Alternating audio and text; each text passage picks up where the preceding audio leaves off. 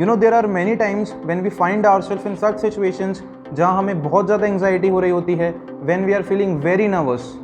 And here I am not talking about clinical anxiety और what we called as clinical depression.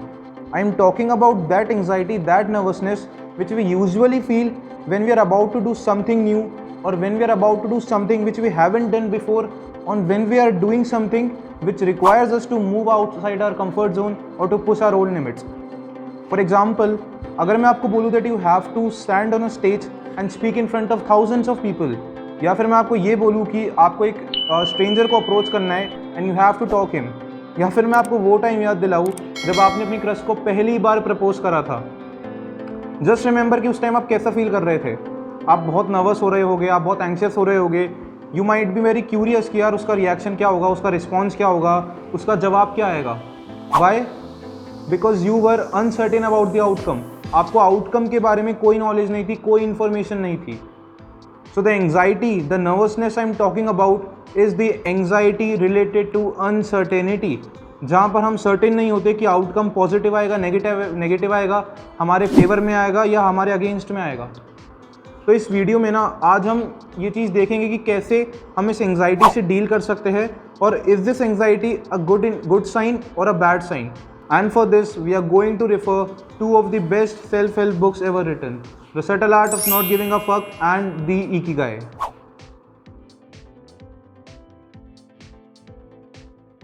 So whenever we are feeling nervous, whenever we are feeling anxious, हम में से जो maximum लोगों का initial reaction होता है is that कि हम खुद को ये चीज़ बोलने लग जाते हैं कि no, I am not feeling anxious, I am not feeling nervous, I am calm, I M composed, मुझे तो पॉजिटिव रहना है, मुझे तो नेगेटिव चीज़ों के बारे में बिल्कुल भी नहीं सोचना. वेल सबसे बड़ी गलती हम यही करते हैं, क्योंकि जब हम एंग्जाइटी को डिनाई करेंगे, when we are not ready to accept that we are getting anxious, we are getting nervous, तो हमारी एंग्जाइटी और ज़्यादा बढ़ जाएगी. एंड इस चीज़ को जो मार्क मेंशन है, जिन्होंने the subtle art of not giving a fuck लिखी है, उन्होंने इस चीज़ को एड्रेस करा है as feedback loop of hell. And अगर मेरे को इस चीज़ को आपको बहुत सिंपल भाषा में एक्सप्लेन करना हो तो I will say not accepting the fact that you are getting anxious lead to even more anxiety, and that makes situations even worse for us. एकदम सिंपल शब्दों में बोलूँ तो जब हम ये चीज़ ही एक्सेप्ट नहीं कर रहे कि हमें एंग्जाइटी हो रही है, हमें नर्वसनेस हो रही है, तो हमारी एंग्जाइटी और बढ़ जाती है इंस्टेड ऑफ गेटिंग लेस. तो अगर आपको इस एंग्जाइटी से, इस नर्वसनेस से एक्चुअली में डील करना है ना, तो first you need to accept that okay, you are getting anxious, you are getting nervous simply because you are doing something for the very first time. आपको खुद पे unnecessary positivity impose करने की ज़रूरत बिल्कुल भी नहीं है. You can't stay calm, you can't stay composed, you can't be positive all the times, and neither you should intend for. So next time when you are feeling this anxiety, when you are feeling this nervousness, usually which we feel before doing something new because of uncertainty, so don't fight with it. Instead, accept it wholeheartedly and then move on to the very next step. So the next question is कि ये जो anxiety है, is it good or is it bad? And इस चीज़ का answer ना Ikigai के page number 21 पे एक बहुत ही छोटे से बट वेरी पावरफुल पैराग्राफ के थ्रू दिया हुआ है. Wait, I will just read it out for you.